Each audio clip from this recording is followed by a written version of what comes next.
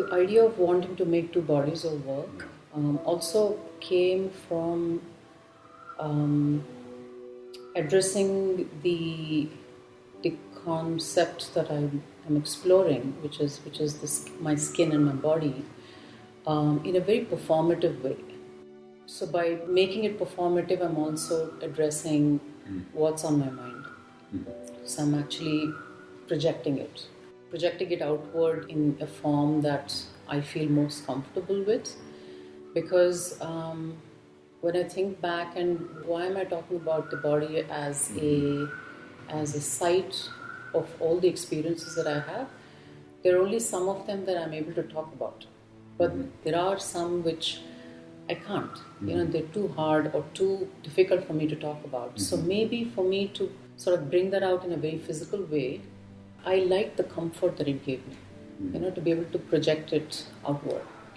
So the starting point to wanting to make both these pieces was that. So when I'm making the images, initially I was very uncomfortable. It took me, the first day I was very uncomfortable because I wasn't sure, should I ask someone because the self-portraits, what does it mean for me to shoot myself, to make images of my own self.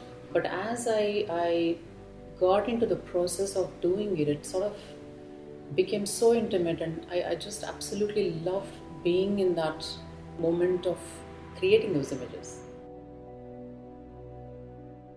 I made those prints. Now those prints need a home. I need to want to put them in sort of a box to sort of give them a home. They speak to each other. They can't be shown, they can't be framed individually. They're in their naked form. I'm not framing them because I want them as they are, each print. But each print talks to the other print.